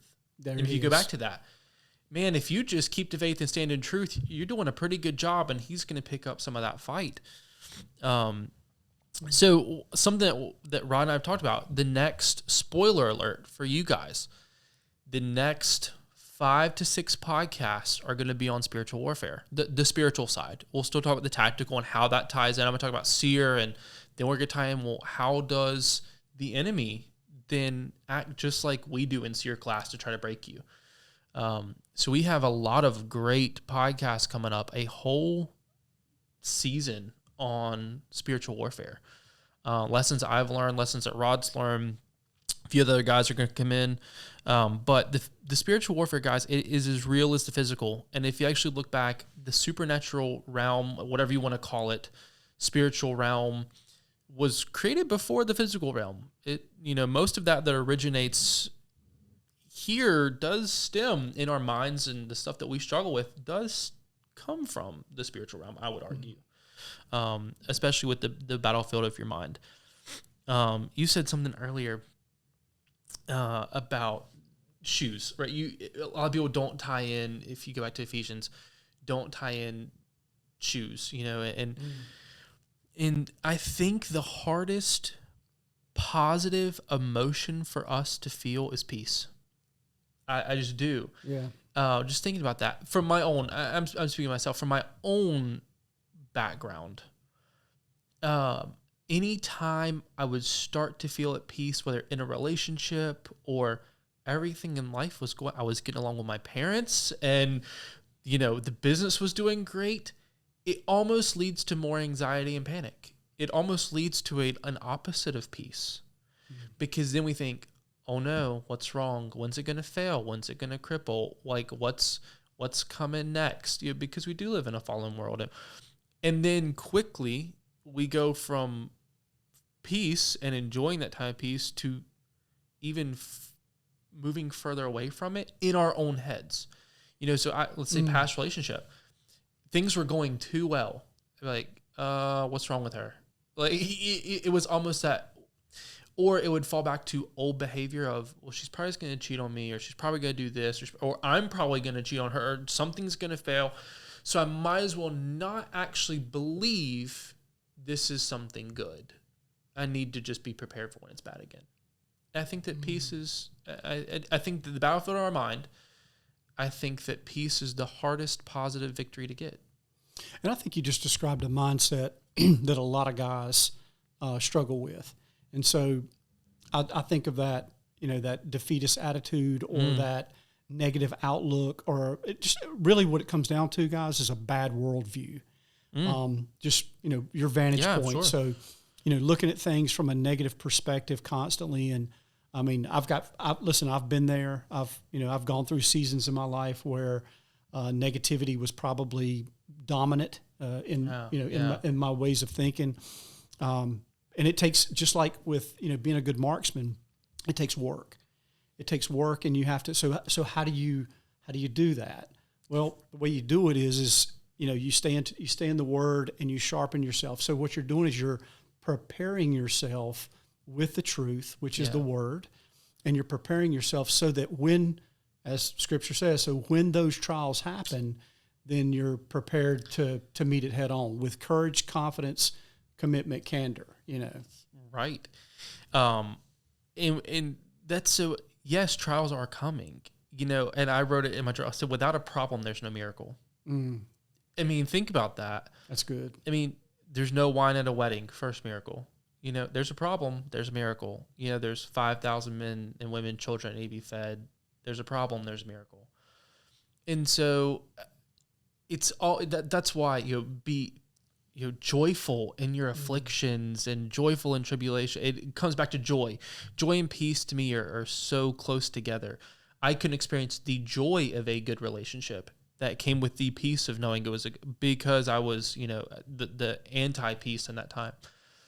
And so I just think, be joyful in that, because, hey, it's in that problem, it's time for a miracle. Or it could just be a blessing. And I think that because we are in a fallen world, I think we do fail to see blessings. And something that stuck out to me for 23 is just letting God move in the mundane, seeing God in the mundane, in the ordinary, and look for the little small victories and little small miracles. It doesn't have to be this massive breakthrough, that I want. It could just be, hey, like, I had peace today. It could. The guys that know, like, I want my ex, I to get back together. It may not be that she comes back tomorrow. It could just be that, hey, yeah, I had peace tomorrow. Yeah. That is such a, and it took me back. If you're a Christian, you know the story of the Last Supper. It's a very famous story. And I was reading the story of the Last Supper, and without the upper room, there wouldn't really be a Last Supper story. Wouldn't be the same. How did they know what room to go to? Right? So if you go back to Scripture, they were told there's going to be a man who's going to go in, and he's going to be carrying. Anyway, you go look up the Scripture. But he's going to be carrying. All that man was doing was going in and getting water. That's all. It was to that man. He was doing a normal, everyday, mundane task. And the disciples were told exactly he's going to be here and he's going to be walking. And so follow him, and he's going to have a room. And, and so to that man is going and getting water. To the disciples, it's a normal man going and getting water. And then very quickly that turns into the Last Supper, the upper room story, the upper room moment that started with someone carrying out a normal, mundane, everyday task, a normal person, that then leads to this incredible moment, And so I just think that that so oftentimes we miss him in the mundane and don't welcome him into the mundane.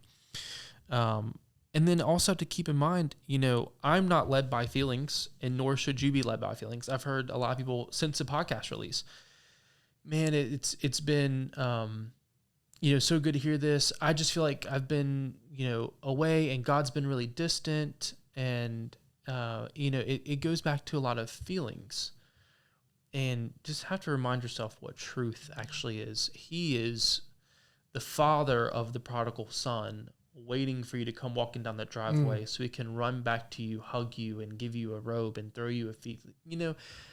That is the actual God that there is. Yes, he can be the fire and brimstone, and he can be the wrathful, vengeful God. Sure, just like if you were a father and a bully was picking on your kid at school, yeah, you probably want to go beat up a 7-year-old.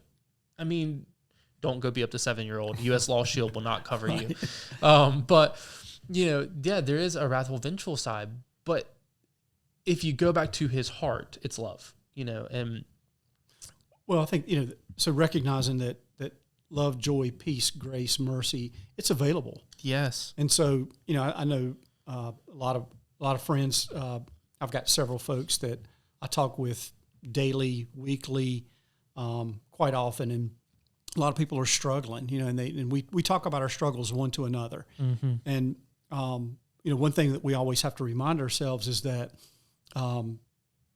joy is available. It's available, and what we have to do is we just have to change our mindset, change our vantage point, replace the negative with a positive, yep. Which, if you're depressed, if you're anxious, if you have low self-esteem, I mean, there are so many things that are, I think diagnosed these days is like, if you go to the doctor, they're going to diagnose you with something, probably give you some medication to numb that, but it's available without that. It's available without alcohol. So one of the things that I like to say is that the soul's like a honeycomb.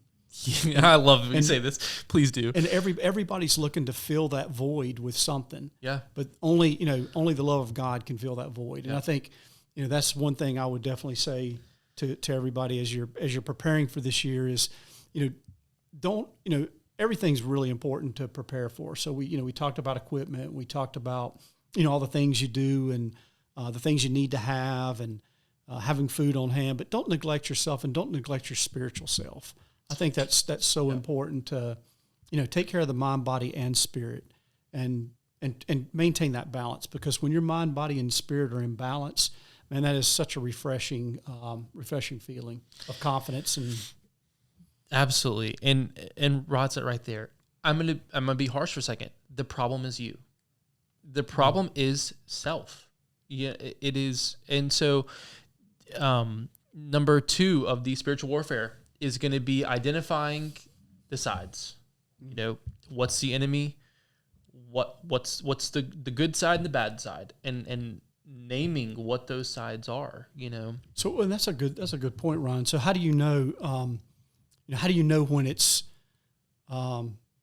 just a bad thought or when it's a spiritual attack? Right. And how do you know that's a voice from, is it the voice of God speaking to me, or is it the enemy of my spirit speaking to me? And I think, one of the litmus tests is, if it's condemnation, if it makes you feel bad, if it discourages you, I promise you that is not from God.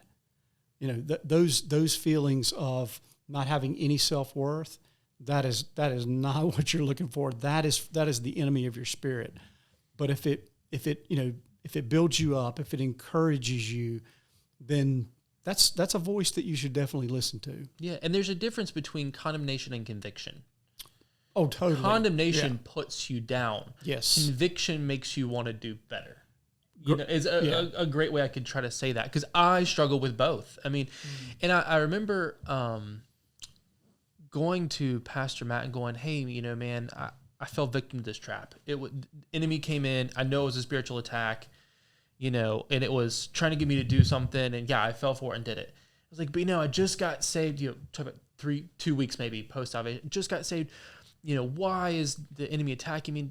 And so just had that struggle. Well, I went back to scripture and I read the story of the lost sheep. Mm-hmm. And it was, staying. And what Pastor Matt said, just keep focus on diving in, knowing truth, And so in doing that, it was the sheep heard. And if we're supposed to be the sheep heard both voices. It's not that if you're a saved Christian, the enemy can't attack you. And that's a common misnomer. It's going around right now. It has been for decades. And so if you go back to the story, I highly encourage you guys read the parable of the lost sheep. It was the sheep heard the shepherd's voice and the enemy's voice. But because they knew the shepherd and trusted the shepherd, they knew when it was the shepherd's voice and they knew when it was the enemy's voice.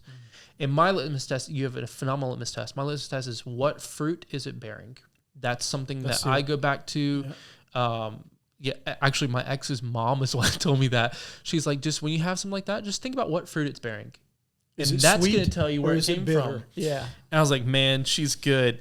But yeah, and so when looking at just feelings, I'm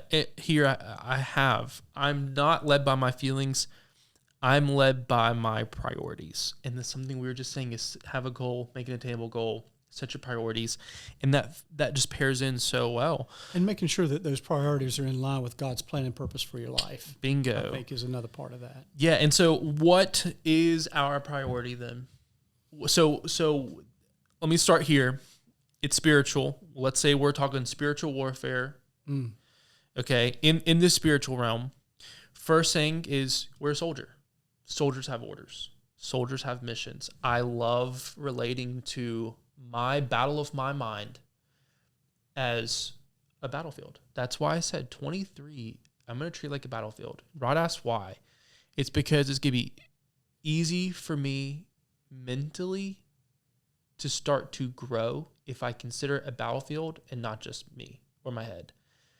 I very much, Rod picks me all the time, relate to, I'm mission driven, I'm goal oriented, I want to breach and clear, like let's just get it done. And that's how I relate to things.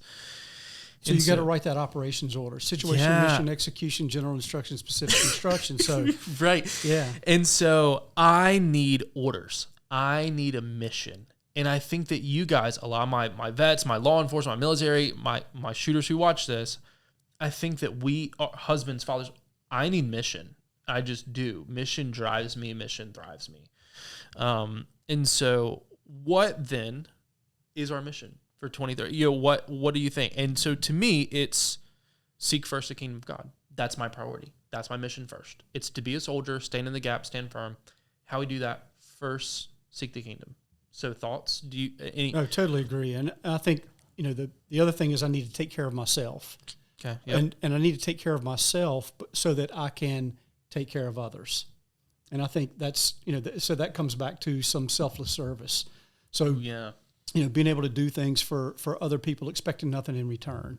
And I think that's one of the things that, I've had that on my list for years now, is just trying to look for people or places in the community, friends. I'll give you an example. One of our friends on a forum that I participate in, he posted, I'm at the emergency room. It's 2:00 in the morning and my daughter has 104 temperature. Then later he posts, now I got her home. She's going to be okay. I'm at the doctor with my son. He's running a temperature. He tests positive for COVID. Within 24 hours, his wife tests positive for COVID. So here he is with two little ones, ages, I think 2 and 4, with his wife down for the count. Everybody's feeling, cruddy, running a fever, everybody's just really struggling. So I was talking to my wife and I told her about it and she said, what do you think we should do? I said, let's buy him dinner. So that was it. It was a text message and it was like, hey man, what do you want for dinner? What does your wife want for dinner? What do your kids want? Can we bring you some donuts or cookies? Would that make the kids feel better? Right. And so we showed up, that day with dinner, expecting nothing in return. I didn't do it because I wanted his approval. I didn't do it because I wanted him to do it for me. I just knew that there was somebody in need. Out of love. Exactly, out of love. So, but because I was able to do it, physically, financially, et cetera, because I've been a good steward and I'm trying to take care of myself, I was able to take care of somebody else. Right. And so I think that's important to do as well. Absolutely. So the mission objective to me, seek first the kingdom and be righteous. What is righteous and holy? It's just set apart. It's, and it's funny, if I start to believe I'm righteous and holy, I start to act a little more righteous and holy. But it starts with the battlefield of the mind. And if we stay close in spirit, I was not, pre-salvation, 6 months ago, I was not really big Holy Spirit, not that I didn't believe in him, don't get me wrong. I didn't put a lot of emphasis or focus. You weren't serving. Yeah, sure. Yeah. And so if you walk close to the Spirit, it helps keep you out of the flesh. And that's easier said than done. And we're going to dive in, knowing your enemy. We're going to talk about the flesh. We're going to talk about the Spirit. We're going to identify the sides. Next podcast episode, actually. So I think just as far as mission driven, just keeping God at the center, it goes back to the tabernacle stayed at the center of the Israelite camps in the wilderness. And so, I don't know if you guys know this, but go back to scripture. The tabernacle, when the Israelites made camp, the tabernacle was always in the center, and all the tribes' camps faced in toward the tabernacle. So when they were in darkness and in the wilderness and kind of lost and didn't know where they were going, they kept God at the center.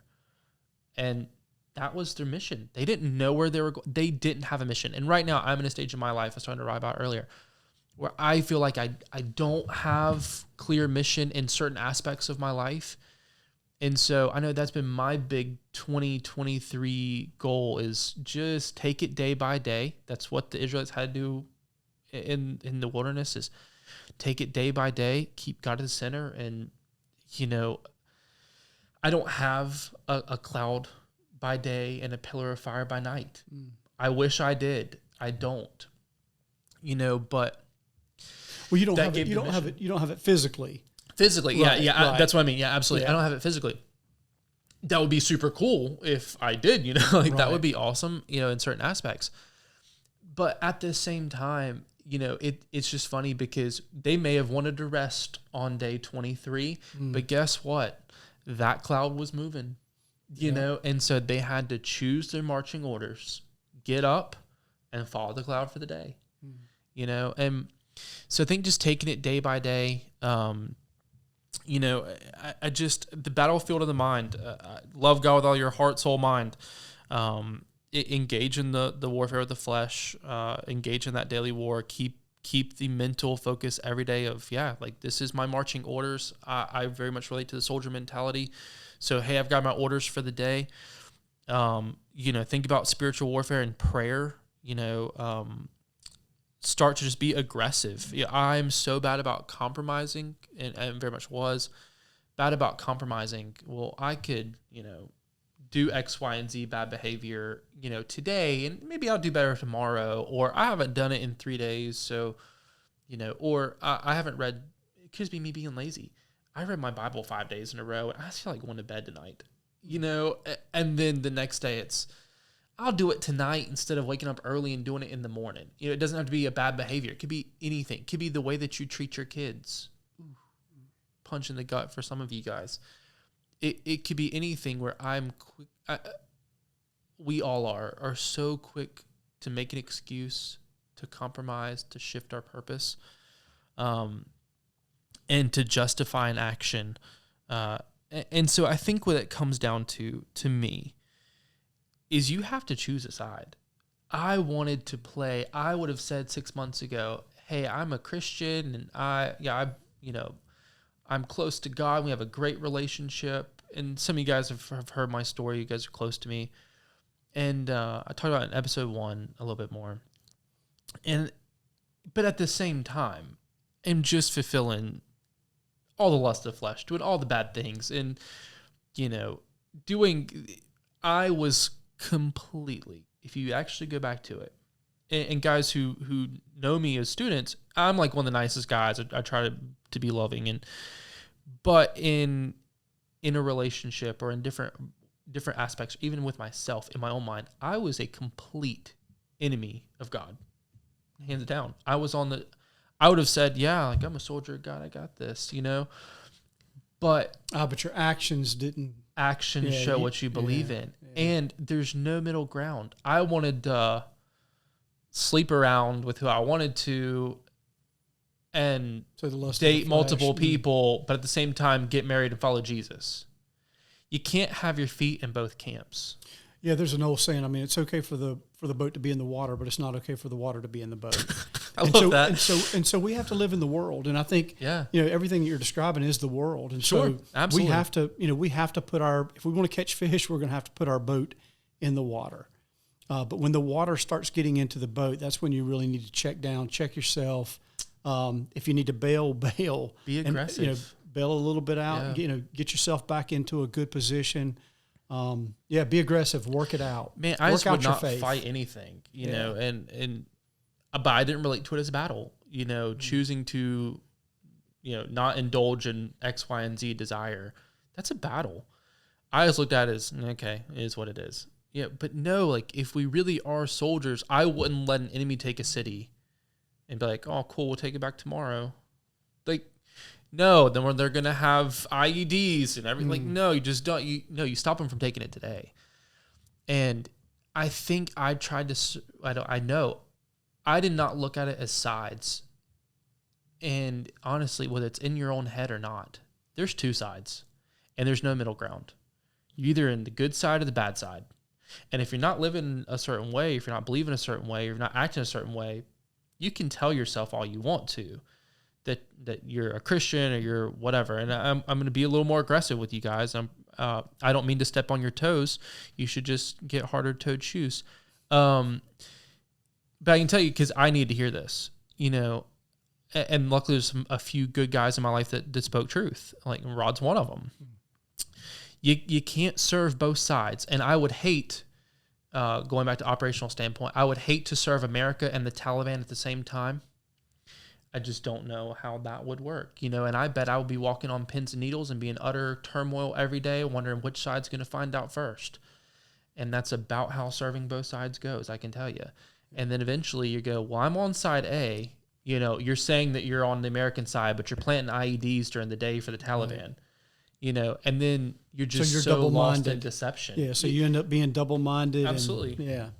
And even now, our goal is, I was talking to Rod and Britt before the podcast started. I'll be a little more open with my life, even though Britt says I shouldn't.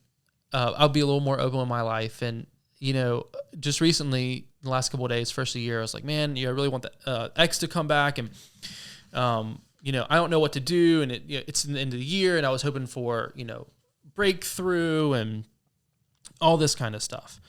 And nothing changed. And so then it was, the last couple of days has been, what's my mission? And God's like, how about this? Here's your mission. Why don't you become everything you loved about her? She was loyal. She was committed. She was grounded. He mentioned some things that I loved about her. He's like, until then, don't worry about her. Don't worry about anybody. Why don't you just work on becoming those? And be the best version of you. I was like, got it. That's the mission. Fix me, and work on me. And it's just, I talk about breakthrough and, go ahead. Yeah, I was going to say, people are drawn to light, Ryan. I mean, you know that. Sure. If you put a light outside, I mean, the bugs are going to come to it. I mean, things are just drawn to the light. And I think if we walk in the light, in freedom and forgiveness, people will gravitate towards you. I mean, you don't have to be charismatic necessarily or, the strongest, fastest, biggest. Right. But if you're walking in the light, man, people will see that. And I'll guarantee you that way you can, you're going to build those relationships. You're going to be a better version of you. Yep. And you're also going to be a better version for that other person, whomever that it may end up being. Right. And that's why I wrote my journal. I said, a new healthy view is breakthrough. Breakthrough is not her coming back, January 1st, because I thought the timeline, that's where it should be, or that's the timeline that I set for myself. Breakthrough is me standing in this truth right now and having peace that, hey, it's January 2nd. Nothing really changed. Now I don't have mission, but now I have a different mission. Yeah. And now it's, my mission just slightly adapted and being okay with that. And before I wouldn't have been. And, the circumstances changing isn't the breakthrough. The new purpose, the new truth, the new chapter, the new me, that is breakthrough. I guess each day shows more breakthrough. And if I'm walking in his way, the narrow way, a little bit more every day, how is that not breakthrough? I just think that becoming love, and honestly, if I sat there and became the aspects of my new mission, just sit back, don't worry about anybody, just become those parts that you love about her. That's becoming love. That's all that is. And that's ultimately our objective every day. Love God with all your heart. Love your neighbor. It's becoming love. And one of the things that you just now left out was in that verse of scripture where it's love the Lord your God with all your heart, love your neighbor as you love yourself. Right. And so the key to that is you have to love yourself first. That's my notes. For sure. You have to. And everybody does that. It's love God, we get that. Love people, we get that. Yeah. But how many of us really love ourselves? Right. And so, and that's kind of what I was saying when you asked me, what are you going to do? I'm going to take care of me first. Yeah. And love myself, and so that I can be the best version of me, so that I can take care of others and hopefully inspire others to change or to grow, while I'm growing, simultaneously and at the same time. Well, exactly. And to me, Christianity to me is not a destination. We have turned the Christian message into we go to heaven. That is, I never saw Jesus preach go to heaven. I mean, he meant touch it, but I never saw him preach a sermon that you need to be saved to go to heaven. I never saw that. Mm-hmm. To me, Christianity, it is a journey, not a destination. It's us becoming more like Christ, and in return becoming more like love. And I used to, self-esteem, or what I'm a pretty confident dude. I love myself 10 times more than I loved myself 6 months ago. Mm. Not because I went to the gym or not because I trained harder. It's because I've started to become love and fix myself. In return, I love myself more because I'm healthier. I see Christ's work in me, and I see people's lives, change, and a new aspect, and my orders have changed, and my purpose has changed, my preparedness has changed. It's not anything in the physical that I've done that's making me love myself more. It's his love in me making me love myself more, because it's a better identity, a renewed identity, a transformation. It's overall being healthier. And I can tell you, I sat around and waited for exes to change or family to change or whatever. And I was not perfect. They were not perfect. But me changing would have fixed so much of that. But that took time and healing, and it took him. It's nothing I could have done. I mentioned earlier about timing. I'd said, we were talking earlier before this all happened. I think that a lot of our timelines, like I said, January 1st came and nothing happened. And it wasn't the breakthrough that I wanted or something. But at the same time, we talk about identity and me loving myself. So where I'm at now is so much more peace, because I'm denying the bad things. I'm not repaying evil for evil. I made some notes. I'm not self-serving as much as I was. I gave up a lot of my rights to be offended or to take offense at things. I'm not living at the expense of others. I don't have a porn addiction. I'm not indulging in fleshly happiness or self-gratifying behavior or gossip or, there's so much healing and new growth that's not death and destruction of relationships or myself. And all of those things, they might have destroyed relationships, but I can tell you they also destroy you and your mentality and your heart and your faith in yourself and your faith in others. And so I think that's why I love myself more, is just because it's so much more healthier, the new identity. Someone said it costs a lot to be a Christian, but it costs all the things that don't even fit you and aren't made for you and shouldn't even be for you anyway, And so I just think that timing, we don't need to worry about our timing. God's timing is very different than our timing, I can tell you. Something I'm trying to learn. And just shift thinking. I think that's the other biggest thing. And Rod's going to be such a wealth of knowledge, and I rely on him all the time. But I said, as a person thinks, so he is. You're your own thoughts. That's why I said the intro into spiritual warfare is choose a side, and the mind is a battlefield. Because if you are, what you think, and you go back to scripture, you can go back to psychology, you can go back to, if you want to look at physical, worldly view or spiritual view, your mind is where that battlefield is. And if it's dominated by the devil, if it's blinded, if it's selfish, I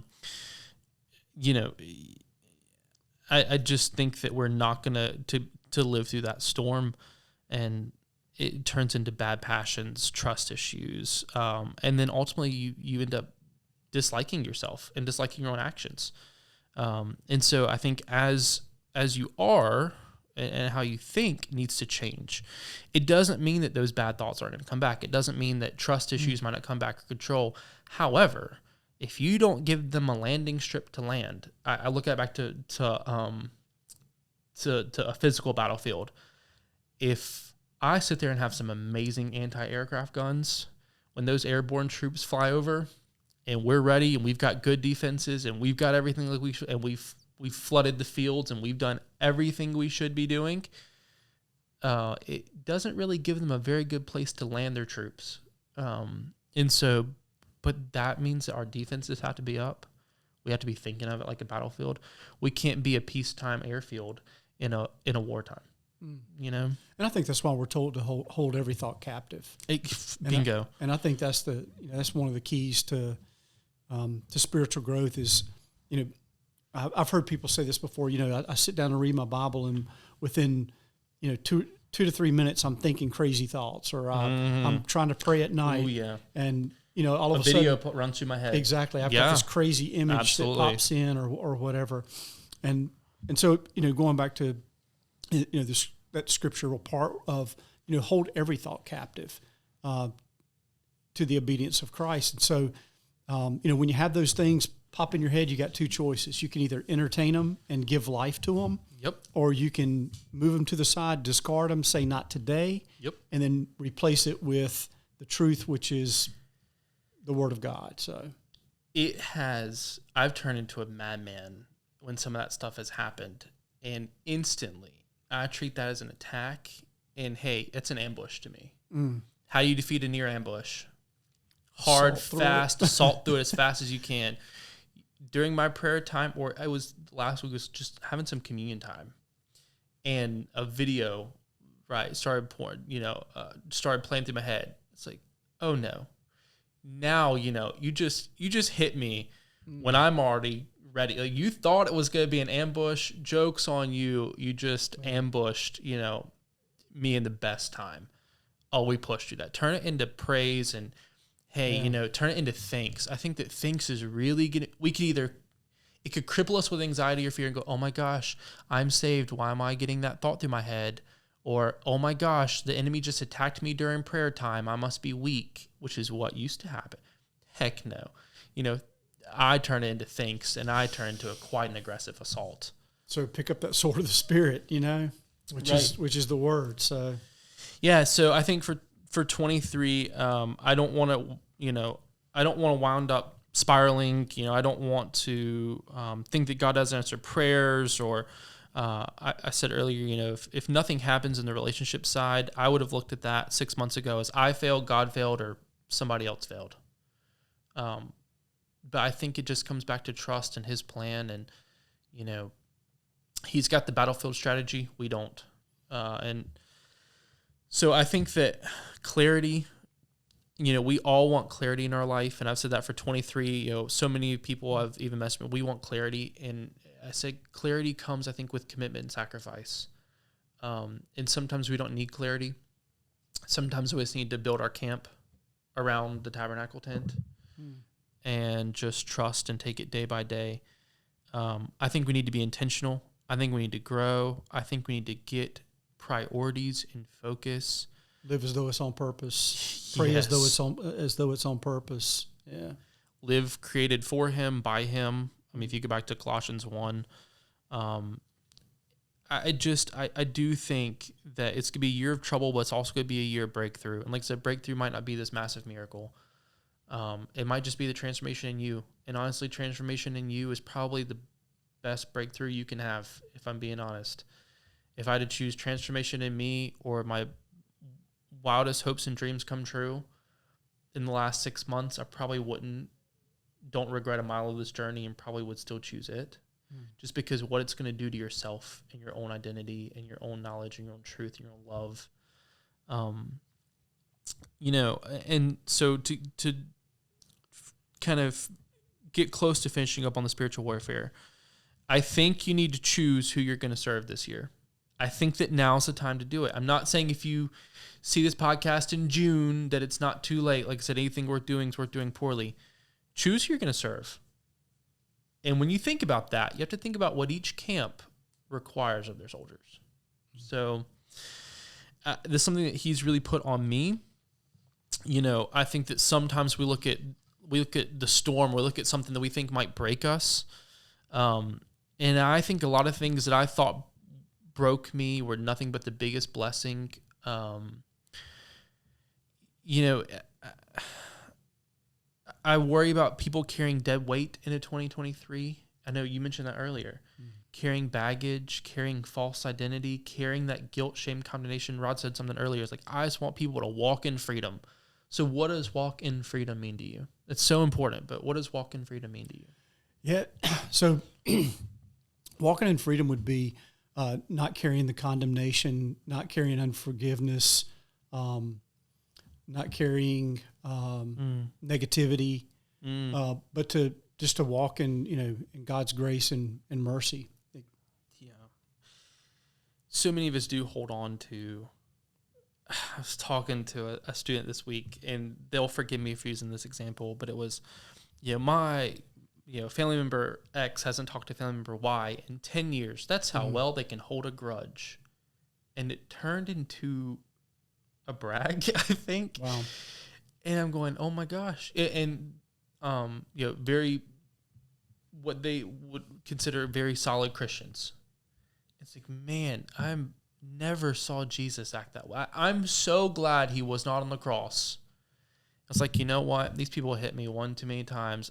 I'm just done, and just hopped off and went, because that's not love. That's the opposite of love. And that's bondage. That's all that is. Yeah. And I was sitting there thinking the other day, if we are supposed to be, I'm talking to Christians, right now. We're gonna step aside the non-Christians for a minute. I'm talking to Christians. If we are supposed to be clay on the potter's wheel, why are we letting everything but the potter mold us? Why are we letting, some family member, some hurt past? I get it, but why are we letting everything but what we see in God and Christ mold us if we're the clay? You're letting something mold you every day. I can tell you that. Whether it's poor training routines in the physical or good training routines, I tell students in class, every time you pull the trigger, you're shaping your brain for something. You just are. It's no different in the way you live it out and act, every day. So, I think regardless of what's happened, I think turn it into a possibility for deliverance. Paul in prison, he first was probably not happy he was in prison.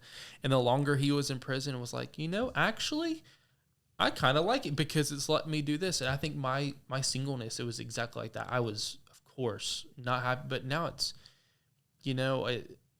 it's just it's another way for tomorrow for me to get closer, work on me, have a deliverance later. And so just be careful in 23 what we let shape us. And I think that's the start of the battlefield is you can either let your enemy start to shape your battlefield or you can start to shape your battlefield, I think renewing of the mind and spirit, ask for forgiveness, reconfirm your life to the service when you choose what side you want to follow, and it will have consequences. Your servitude, your call for service, when it's just like joining the military. When you sign on that dotted line, it's a commitment, and you're giving up rights. You're giving up your will. It's something bigger than yourself, right? Sure. So yeah. Organization, organizationally speaking, it does become you do serve something bigger than just yourself. And I think that's, one of the things I see oftentimes is self-centeredness and selfish. It's a foothold. It's a roadblock. It leads to bondage. Yep. I think is a good way to say that. Yep. Yes, and I can tell you from the past something I was bad about. Don't let your circumstances dictate your commitment. Just because you think you're losing a battle or the battle is not happening like you thought, or you're discouraged, or God may feel far away, your feelings might get involved, you may backslide, you may be struggling with guilt, shame, or condemnation, or you just may feel like you're not ready, or Don't let your circumstances dictate your commitment, and the conditions dictate your commitment. It's just like in the physical. We can't let our conditions in a third world country dictate our commitment and readiness to fight. We just can't. You can't let peacetime conditions here, harbor the fact, now don't be paranoid, but that, you still need to become self-reliant. I'd rather be a warrior in a garden than a gardener in a war, And so just be careful not to be distracted. And you mentioned that word distracted earlier. And I was like, man, that's so good because, I think we're so easily distracted by the next thing to come along that we forget we're in a war or we're discouraged by something. And I look at that with relationships. When I said something in the last, when I think that anyone might be my person, my person, which I don't believe in, everyone quickly can become my person. Mm-hmm. And so you're in a great relationship, but you're distracted by the next best thing that might come along or the next, most attractive student that might come to class. And so Solomon said, I wrote in my journal, he was talking about people listening to the devil, and Solomon, wise, said, watch the wind. And I was like, that's such a grammatical, like, how are you going to watch the wind? You can't see wind. And I was thinking about it from a long-range shooting standpoint. How do I watch wind? Mm. You have grass method, flag method, mirage. You're watching the effects of wind. That's what it comes down to. You're watching the effects of the wind. And then as long-range shooters have to guess, how's that going to affect our trajectory? How's that going to affect our bullet? How's it going to affect my shot? Is it boiling mirage? Then it's all the what-ifs. How is it any different than what we do as Christians, watching what's going around us or in our relationships or in our life or in our children or in our business, in the economy, and we get so distracted by all the effects of the wind that we get so caught up in the what-ifs and never take a shot. Or we get so caught up in the planning for the trajectory that the target goes inside, or we miss that opportunity. Or I think that so much of the what ifs, we try to judge everything based on our timing, and we try to predict and in a long range shot, sure, you have to predict what the wind's going to do to that bullet. But we don't always have to try to predict what's going on or relationships. And then we see the effects and we focus on the negative. And you said something earlier about the negative. And I think that we can quickly gather intel. And I talked about this earlier. We can quickly gather intel to support how we feel or to support the truth that we want to believe is true. I saw that counterterrorism. We can quickly either, let's say that this guy's in this city. I can find 5 analysts that will give me intel that guy's in that city. I can probably find 5 analysts that will give me intel that guy's not in that city. We choose a good analyst should not, but we all have our biases. People will choose the intel that they want to believe a lot more to match the purpose or mission that they think.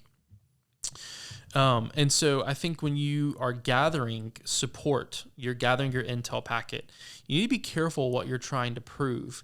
You need to be careful if you're focused on the good conditions or the bad conditions. I can look at that wind, gather that wind direction, wind angle, wind speed, and say, I can use this to make that shot, or I can use this to justify not making that shot. So you need to be focused. Is it positive or is it negative? What's your trajectory? How is that going to go? I could have gathered a million reasons to marry the X and to leave the X. And so you can either say, okay, I'm going to choose to believe the good and marry him. I'm going to choose to believe the bad and leave him. But instead, we're too busy watching the wind that we get caught up in the tornado. And years later, we're just still spinning in circles and we're lost and we're not making any progress. Or we're still just sitting there watching our Kestrel, sitting behind the bolt gun, and we're watching that Kestrel spin and spin and spin and spin, and we just lay there. And so I do think that 2023 needs to be a time where We just need to choose what that intel's saying and make a commitment.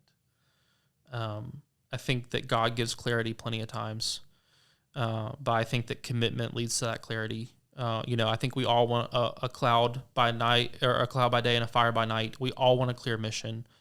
However, that cloud led them around and around and around and around, and so did that fire, because they weren't ready. They didn't have freedom. They didn't have the courage to make a move and conquer it the first time. God's timing is right. He knows when we're ready. So just be happy, be joyous in the wilderness, and work on yourself. Yeah. Seek wisdom, seek truth. Yes. Continuously.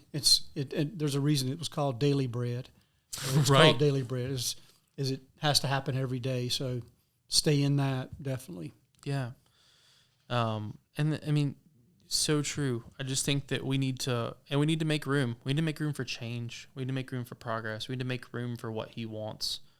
We need to make room for a renewing of our mind and spirit, and start that commitment. And don't wait on people to change. You start to change. God showed up to love us, and to show love. I made a journal entry. I can sit there and waste 50 years. I